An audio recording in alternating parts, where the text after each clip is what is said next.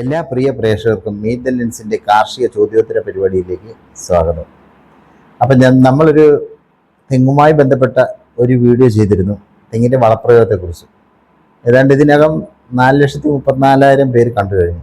അതുമായി ബന്ധപ്പെട്ട് 100 കണക്കിന് ചോദ്യങ്ങൾ വന്നു. അതിൻ്റെ പ്രസക്തമായിട്ടുള്ള ചോദ്യങ്ങൾക്ക് ഉത്തരം പറഞ്ഞു തുടങ്ങിയതാണ് നമ്മുടെ ഈ ചോദ്യോത്തര പരിപാടി എന്ന് പറയുന്നത്. അപ്പോൾ അതിൻ്റെ 2 എപ്പിസോഡ് ഇതിനകത്ത് കഴിഞ്ഞു. അപ്പോൾ 2 എപ്പിസോഡിലായിട്ട് ഞങ്ങൾ അവതരിപ്പിച്ച ചോദ്യോത്തര പരിപാടിയിൽ വീണ്ടും ചില വിശദീകരണങ്ങൾ ചോദിച്ചുകൊണ്ട് അതിൻ്റെ താഴെ കമൻറ്റ് ചെയ്ത ആൾക്കാരുടെ ചോദ്യത്തിൻ്റെ ഉത്തരമാണ് ഞാനിപ്പോൾ പറയാൻ പോകുന്നത്. അപ്പോൾ അതിൽ ആദ്യമായിട്ട് ചോദിച്ചിരിക്കുന്നത് മുഹമ്മദ് ഷാ എന്ന ഒരാളാണ്. എൻ്റെ വീട്ടിലൊരു തെങ്ങുണ്ട്, ഒരു കുല നന്നാകും, അടുത്ത കുല ഇളനീരായാൽ ഞെട്ട് ചീഞ്ഞു വീഴും.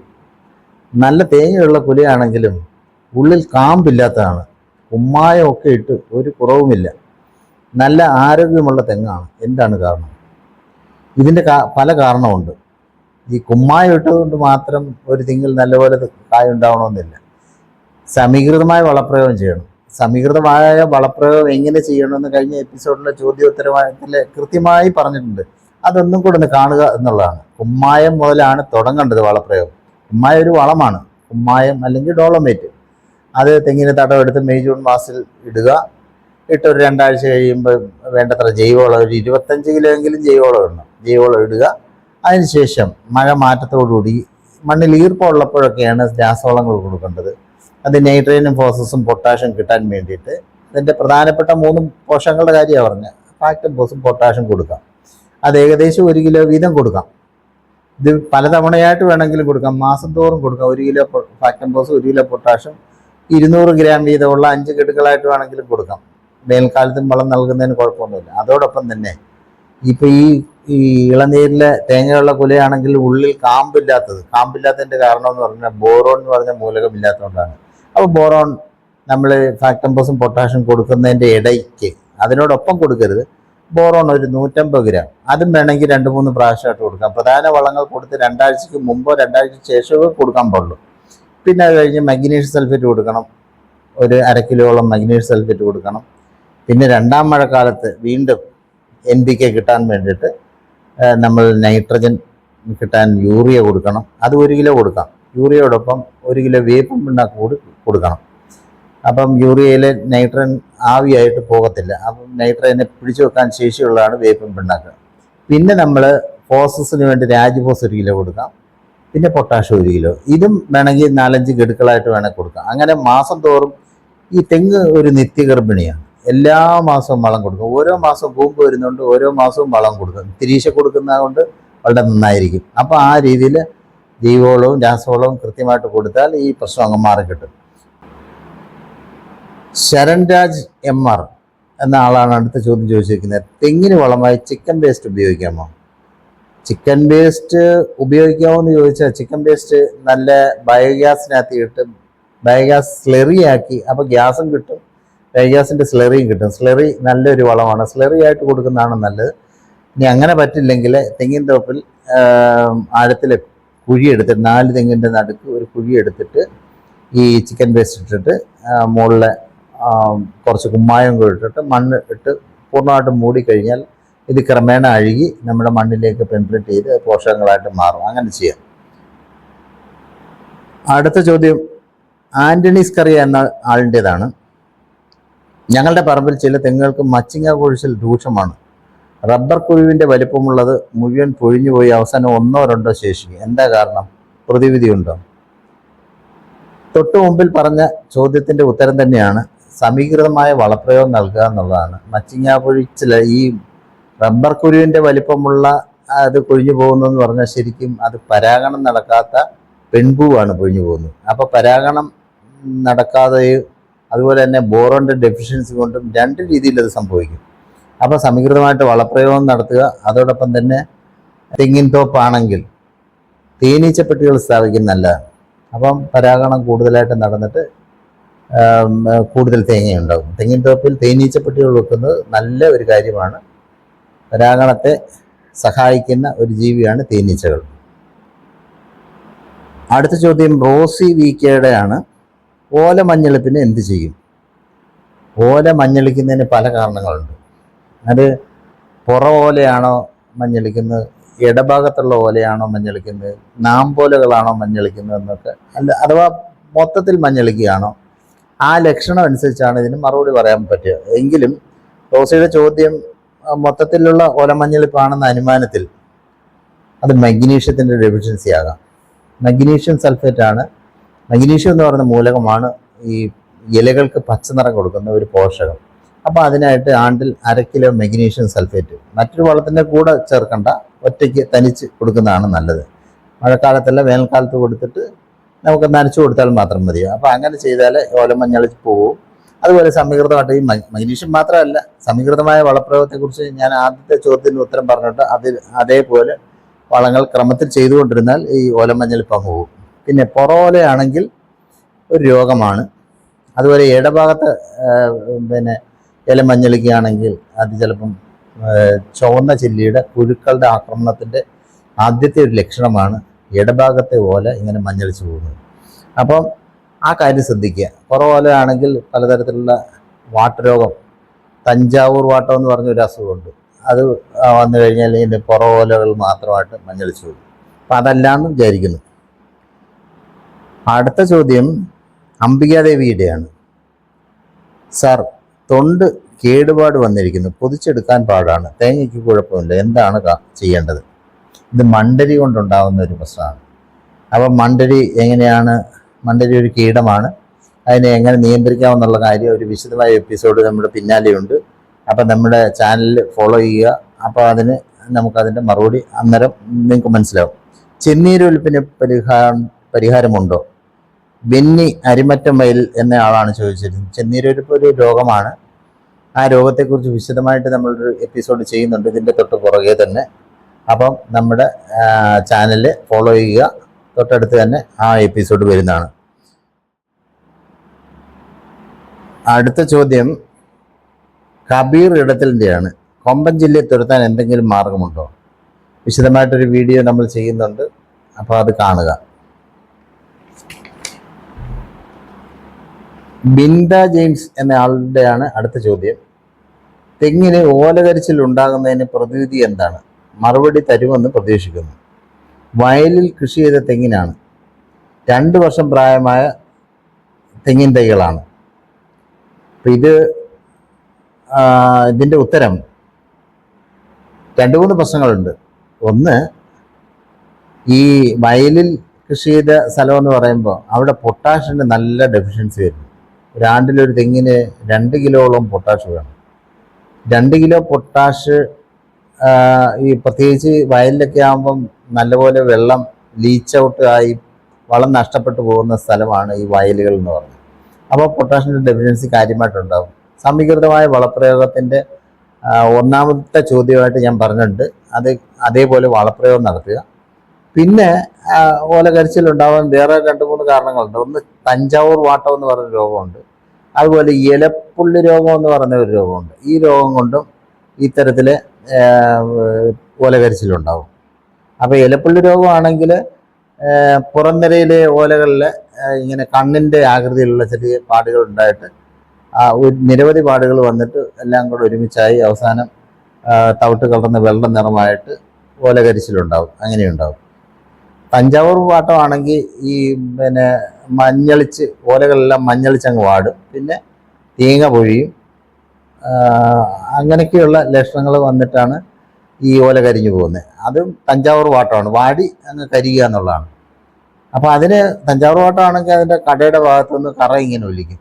അപ്പോൾ അങ്ങനെ ഉണ്ടെങ്കിൽ അത് തഞ്ചാവൂർ വാട്ടമാണെന്ന് വിചാരിക്കുക. പൂർണ്ണമായിട്ടും തെങ്ങ് പെട്ടെന്ന് തന്നെ നശിച്ചു പോകും. അപ്പോൾ അതിനൊക്കെ മരുന്നുകളും ഒക്കെ നമ്മൾ അടുത്ത എപ്പിസോഡായിട്ട് നമ്മൾ പറയുന്നുണ്ട്.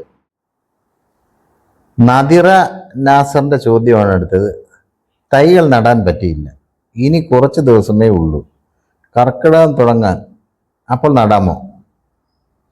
അപ്പം നമ്മൾ മേടപ്പത്തിനാണ് തെങ്ങിൻ തൈ നടുന്നതെന്നുള്ളൊരു വിശ്വാസത്തിലാണ് ചോദിച്ചതെന്ന് മനസ്സിലായി. അപ്പം നദിരയോട് എനിക്ക് പറയാനുള്ള, എന്ന് വേണേലും തെങ്ങ് വെക്കാം, നനയ്ക്കാൻ സൗകര്യം ഉണ്ടെങ്കിൽ. നന ഒരു പ്രധാന കാര്യമാണ്. വേനലിൽ വേണേലും നനച്ച് നമുക്ക് തീ കുരുത്താൽ വെയിലത്ത് പാടത്തിൽ കേട്ടിട്ടില്ലേ? അപ്പം നല്ല വേനലിലും വേണമെങ്കിൽ നമുക്ക് തെങ്ങ് അതിൻ്റെതായുള്ള ശാസ്ത്രീയ രീതിയിൽ തന്നെ നട്ട് അതിനെ നനച്ച് തണലും ഒക്കെ കൊടുത്ത് വളർത്തിയെടുത്താൽ ഈ വേനലിലും നല്ലത്. ഇപ്പം ഏതായാലും കർക്കിടവും മഴക്കാലമാണ്, നമുക്കിപ്പോൾ തന്നെ നടാൻ പ്രത്യേകം ശ്രദ്ധിക്കേണ്ട ഒരു കാര്യം, 1 മീറ്റർ ആഴത്തിലുള്ള ശരാശരി 1 മീറ്റർ ആഴത്തിലുള്ള നീളവും വീതിയും ഉള്ള കുഴികൾ എടുക്കണം. കുഴികൾ എടുത്തിട്ട് മേൽമണ്ണ് ഒരു 3/4 ഭാഗം നിറച്ച് അതിനകത്ത് 1 കിലോ ഡോളോമേറ്റ് ഇട്ട് 10-15 ദിവസം കഴിഞ്ഞിട്ട് മാത്രമേ നടാവൂ. നടുന്ന ദിവസം പിന്നെ അടിവളമായിട്ടൊരു 3-4 കിലോ ട്രൈക്കോഡർമ കമ്പോസ്റ്റ് ഇടണം, 1 കിലോ വേപ്പൻ പിണ്ണാക്ക് ഇടണം, 1 കിലോ രാജപൂസ് ഇടണം. ഇത്രയും കൂടി ഇട്ടിട്ട് ഈ കിടക്കുന്ന 3/4 ഭാഗം മണ്ണും ഡോളമേറ്റിനകത്തോട്ട് മിക്സ് ചെയ്ത് നന്നായിട്ട് മിക്സ് ചെയ്തിട്ട് അതിനകത്തൊരു പിള്ളക്കുഴി എടുത്തിട്ട് അതിലാണ് തൈ നടേണ്ടത്. അപ്പോൾ തൈ നടുന്നതിന് ആ പിള്ളക്കുഴിക്കകത്ത് ഒരു പിടി കല്ലുപ്പിടുന്ന നല്ലതാണ്. പിന്നെ ചെല്ലി മരുന്നായിട്ട് പിന്നെ തരി രൂപത്തിലുള്ള ഏതെങ്കിലും ചെല്ലി മരുന്ന്, രാസകീടനാശിനികൾ ചൂട്ടിലിടാം. എന്നിട്ട് വേണം തൈ നടാൻ. അതോടൊപ്പം തന്നെ ചെതല്, പിന്നെ എലി എന്നിവ വരാതിരിക്കാൻ വേണ്ടി പിന്നെ കൂവ, മഞ്ഞളൊക്കെ നട്ട് കഴിഞ്ഞാൽ ചെതല് വരത്തില്ല തടത്തിൽ. അതേസമയം മഞ്ഞൾ നട്ടാൽ ചെതലും വരത്തില്ല, എലിയും വരത്തില്ല. എലി ചിലപ്പോൾ തുറപ്പനൊക്കെ വന്നിട്ട് നമ്മുടെ തെങ്ങിൻ തൈയൊക്കെ നശിപ്പിക്കുന്ന സ്വഭാവമുണ്ട്. അപ്പോൾ അതിനൊക്കെ നല്ലത് ഈ പറഞ്ഞ മഞ്ഞൾ നടുക എന്നുള്ള ഒരു കെണിവിളകൾ എന്നാണ് അതിന് പറയുക. അപ്പോൾ കെണിവിളകൾ നമുക്ക് നട്ടു കൊടുക്കാം. പിന്നെ അതുപോലെ തന്നെ ഈ വേര് രോഗം വരാതിരിക്കാൻ വേണ്ടിയിട്ട് ഈ വലിയ തെങ്ങിനും ചെറിയ തെങ്ങിനും എല്ലാവർക്കും വേണ്ടിയാണ് പറഞ്ഞത്, അതിറക്കി മാത്രമായിട്ടല്ല, എല്ലാവർക്കും വേണ്ടി പറഞ്ഞത്. ജണ്ടുമല്ലി ചെടികൾ 4 വശവും നട്ടു വെച്ചാൽ നിമ്മാവിരകൾ വരത്തില്ല. ഈ വേര് ഇതിനകത്ത് കയറുന്ന ഒരുതരം വിരകളാണ്, കണ്ടുകൊണ്ട് കാണുന്നതല്ല, നിമ്മറ്റോടെന്ന് പറയും. നിമ്മറ്റോഡിനെ നശിപ്പിക്കും ഈ ജണ്ടുമല്ലിയുടെ വേരുകൾ. അപ്പം അതും കെണിവിളയായിട്ട് ഉപയോഗിക്കാം. അപ്പം തെങ്ങിൻ തൈ നട്ടിട്ട് ഇങ്ങനെ ചെയ്തതിന് ശേഷം 3-ാം മാസം മുതൽ വളം കൊടുക്കണം. അത് 3 മാസം കൂടുമ്പോൾ ആവർത്തിച്ച് കൊടുക്കുക. ചെറുതിലേ ഉള്ള പരിചരണമാണ് ഒരു തെങ്ങിനെ വലിയ ഇതാകുമ്പോഴും സ്റ്റേബിളായിട്ട് സ്ഥിരമായിട്ടൊരു ഈൽഡിലേക്ക് എത്തണമെങ്കിൽ നമ്മൾ ചെറുതിലേ കൃത്യമായ പരിപാലന മാർഗങ്ങളെല്ലാം ചെയ്തുകൊണ്ടിരിക്കണം. അടുത്ത ചോദ്യം രാജപിള്ള എന്ന ഒരാളാണ് ചോദിച്ചിരിക്കുന്നത്. കൃത്യമായി ജൈവവളവും രാസവളവും ഉപ്പും കൊടുത്ത് തേങ്ങയുടെ എണ്ണം കൂടി വലിപ്പം കുറഞ്ഞുപോയി. ഒരു കുലയിൽ 14 തേങ്ങ ഉണ്ടായിരുന്നത് വളം പ്രയോഗിച്ചപ്പോൾ 27 വരെ കിട്ടി. തൂക്കം കുറഞ്ഞുപോയി. 600 ഗ്രാം ഉണ്ടായിരുന്നത് 350 ഗ്രാമായി കുറഞ്ഞുപോയി. അപ്പോൾ രാജപിള്ളയോട് എനിക്ക് പറയാനുള്ളത്, വളമെന്ന് പറഞ്ഞാൽ ഏതളവിൽ കൊടുത്തു എന്ന് എനിക്ക് അതിൻ്റെ ആ കാര്യമൊന്നും ഇല്ല ഇതിനകത്ത്. അപ്പം 27 തേങ്ങ വെച്ച് 12 മാസം 12 കൊല ഉണ്ടാവും, ഒരു വർഷം 12 കൊല ഉണ്ടാവും. അപ്പം അങ്ങനെയാണെങ്കിൽ 324 തേങ്ങകളാണ് ആ തെങ്ങിൽ പിടിച്ചത്. അതൊരു സർവകാല റെക്കോർഡാണ്. 100 തേങ്ങയിൽ കൂടുതൽ പിടിക്കുന്ന തെങ്ങുകളൊക്കെ അപൂർവമാണ്. അപ്പം നിങ്ങളുടെ തെങ്ങിൽ 324 തേങ്ങ പിടിച്ചെങ്കിൽ അതിന് ആനുപാതികമായിട്ട് വളം കൊടുത്തേ മതിയാവും. അപ്പം നമ്മൾ നല്ല കായികശേഷിയുള്ള ജോലി ചെയ്യുന്നവർക്ക് കൂടുതൽ ഭക്ഷണം കൊടുക്കുന്നത് പോലെ ഈ പൊതു ശുപാർശ പ്രകാരമുള്ള വളമല്ല കൊടുക്കേണ്ടത്. അതിൻ്റെ 2 ഇരട്ടി വെള്ളം എങ്കിലും കൊടുക്കണം. അപ്പോൾ ഇത് വെച്ചാൽ നമ്മൾ സാധാരണ ജലസേചനം നടത്തി കൃഷി ചെയ്യുന്ന ഒരു തെങ്ങിന് 500 ഗ്രാം നൈട്രജനും ഒരു 340 ഗ്രാം ഫോസ്ഫറസും 1200 ഗ്രാം പൊട്ടാഷും എന്നാണ് കണക്ക്. അപ്പോൾ ഈ തരത്തിൽ തേങ്ങ ഉണ്ടാകുമ്പോൾ അതിന് 1 കിലോ നൈട്രജനും അതുപോലെ തന്നെ 1 കിലോയോളം ഫോസ്ഫറസും ഒരു 2-2.5 കിലോ പൊട്ടാഷ്യം കൊടുത്താൽ മാത്രമേ ഈ തേങ്ങയൊക്കെ വളർന്ന് കിട്ടത്തുള്ളൂ, വലുതായി കിട്ടത്തുള്ളൂ. അപ്പം നമ്മൾ ഇതിന് പ്രത്യേക തരത്തിലുള്ള ഒരു വളപ്രയോഗമാണ് കൊടുക്കേണ്ടത്. നമ്മൾ പറഞ്ഞ ഇതുവരെ പൊതു ശുപാർശയാണ്. എന്ന് വെച്ചാൽ 100 തെങ്ങ് വരെയുള്ള ഇതിനുള്ള വളമാണ് ഞാൻ ഈ പറഞ്ഞുകൊണ്ടിരുന്നത്. ഇത് വർഷത്തിൽ 324 തേങ്ങ കിട്ടുന്ന ഒരു തെങ്ങാണ്. അതൊരു നല്ല തെങ്ങാണെന്ന് എനിക്ക് മനസ്സിലായി. അപ്പം അതിന് ഇരട്ടിയിലിരട്ടി വളം കൊടുക്കുന്നാൽ കുഴപ്പമില്ല. മാസം തോറും അതിന് വളം കൊടുക്കുകയാണെങ്കിൽ നല്ല മെച്ചം ഉണ്ടാകുമ്പം തീർച്ചയായിട്ടും വളം കൊടുക്കുക. വളം കൊടുത്താൽ അതിൻ്റെ റിസൾട്ട്, ഈ വർഷം വളം കൊടുത്താൽ അതിൻ്റെ റിസൾട്ട് കിട്ടാൻ 3 വർഷം വരെ കാത്തിരിക്കണം. അപ്പം നമ്മൾ തുടർച്ചയായിട്ട് ചെയ്താൽ മാത്രമേ ഇത് ഒരു സ്റ്റേബിളായിട്ട്, അതായത് നമ്മളൊരു കൃത്യമായ ഒരു അളവിലേക്ക് ഇത് പോകത്തുള്ളൂ. അപ്പം കൃത്യമായ അളവിൽ തന്നെ തുടർച്ചയായിട്ട് വളങ്ങൾ ചെയ്യുക. അതിനകത്ത് ഒരു അമാന്തവും കാണിക്കരുത്. നല്ല രീതി. അടുത്ത ചോദ്യം സബിത തവനാടിൻ്റെയാണ്. ഓരോ 3 മാസം വളം ചെയ്യുമ്പോഴും അതിന് മുന്നോടിയായി ഡോളോമേറ്റ് ഇടേണ്ടതുണ്ട്. ഇതാരാ അങ്ങനെ പറഞ്ഞത്? വർഷത്തിൽ 1 തവണയേ ചെയ്യാവൂ. എല്ലാ വർഷവും കാലവർഷ ആരംഭത്തിൽ മണ്ണിൻ്റെ അമ്ലത കുറയ്ക്കാൻ മാത്രമാണ് പ്രധാനമായിട്ടുള്ള ഉദ്ദേശം. അമ്ലത കുറയ്ക്കുക എന്നുള്ളതാണ്. ഡോളമേറ്റ് ഇടുമ്പോൾ അതൊരു വളം കൂടിയാണ് കേട്ടോ. കാൽസ്യവും മഗ്നീഷ്യവും കിട്ടും. അതിന് മാസം തോറും ചെയ്യേണ്ട കാര്യമില്ല. ഏപ്രിൽ മെയ് മാസം ഒടുവിൽ തടവെടുക്കുക.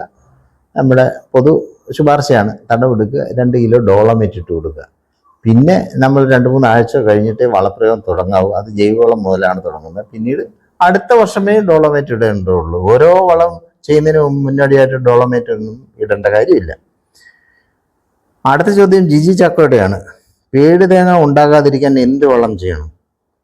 പേട് തേങ്ങ ഉണ്ടാവാതിരിക്കാനുള്ള വളപ്രയോഗം സംയോജിത വളപ്രയോഗം തന്നെയാണ്. അതിൻ്റെ ഉത്തരം 1ാമത്തെ ചോദ്യമായിട്ട് ഞാൻ പറഞ്ഞിട്ടുണ്ട്. അതേപോലെ ചെയ്യുക എന്നുള്ളതാണ്. സമീകൃതമായിട്ടുള്ള ഒരു വളപ്രയോഗം ചെയ്യുക എന്നുള്ളത്. പിന്നെ സുജയുടെ ഒരു ചോദ്യമാണ്, എൻ്റെ ചില തെങ്ങിൽ കരിഞ്ഞ കൂമ്പുണ്ടാകുന്നു. ചിലതിൻ്റെ ഓല പകുതിക്ക് വച്ച് മുറിഞ്ഞു പോകുന്നു. പ്രതിവിധി പറയണേ. ഇതിൻ്റെ ഒരു കാരണം പൊട്ടാഷാണ്. പൊട്ടാഷിൻ്റെ കുറവാണ്. പൊട്ടാഷിൻ്റെ കുറവ് കൊണ്ട് ഓല കരിഞ്ഞു പോകും. അപ്പം സമീകൃതമായിട്ട് വളപ്രയോഗം ചെയ്യുക. ഇത് മാത്രമല്ല കേട്ടോ, ഈ സമീകൃത വളപ്രയോഗം എന്ന് പറയുന്നത് സൂക്ഷ്മ മൂലകങ്ങളുടെ കുറവ് കൊണ്ടും ഇങ്ങനെ കരിഞ്ഞു പോകാം. അപ്പം സമീകൃതമായിട്ട് ഉള്ള വളപ്രയോഗത്തിൻ്റെ കൂട്ടത്തിൽ കൽപ്പവർദ്ധിനി എന്ന് പറയുന്ന സൂക്ഷ്മ മൂലക വളം കിട്ടും. വലിയ തെങ്ങിന് ഒരു 500 ഗ്രാം വരെ 2-3 തവണയായിട്ട് കൊടുക്കാം. പ്രധാന മൂലക വളത്തിനോടൊപ്പമല്ല, ഇത് തനിച്ചായിട്ട് കൊടുക്കണം. 500 ഗ്രാമോളം, 1/2 കിലോ എങ്കിലും കൊടുത്താൽ ഈ സൂക്ഷ്മ മൂലക വളങ്ങളെല്ലാം പോകും. അപ്പം ചില രോഗം കൊണ്ടും ഈ പറഞ്ഞ രീതിയിൽ ഓല കരിഞ്ഞു പോകും. തെങ്ങിലെ കരിയോല കരിച്ചിലും ഒക്കെ ഉണ്ടാകും. അപ്പം തീർച്ചയായിട്ടും സമീകൃത വളപ്രയോഗം ചെയ്യുക. പിന്നെ രോഗങ്ങളെ സംബന്ധിച്ചുള്ള വിശദമായ വീഡിയോ ഞങ്ങൾ ഇതിൻ്റെ പിന്നാലെയുണ്ട്. നമ്മുടെ ചാനൽ ഫോളോ ചെയ്യുക. ഇത്രയുമാണ് ഇന്നത്തെ ചോദ്യം. അപ്പോൾ തീർച്ചയായിട്ടും ചോദ്യങ്ങൾ ചോദിക്കുക. നിങ്ങളുടെ സംശയങ്ങൾക്കുള്ള ഉത്തരങ്ങൾ ഇതേപോലെ നമ്മളൊരു ചോദ്യോത്തര കാർഷിക പരിപാടിയായിട്ട് നമ്മൾ തുടർന്ന് അവതരിപ്പിക്കുന്നതാണ്. നിങ്ങളുടെ ഏത് സംശയം വേണം, കൃഷി സംബന്ധിച്ചായിട്ടുള്ള ഏത് സംശയങ്ങൾ, ഏത് വിളയെക്കുറിച്ചുള്ള സംശയങ്ങളും വേണമെങ്കിൽ ചോദിക്കാം.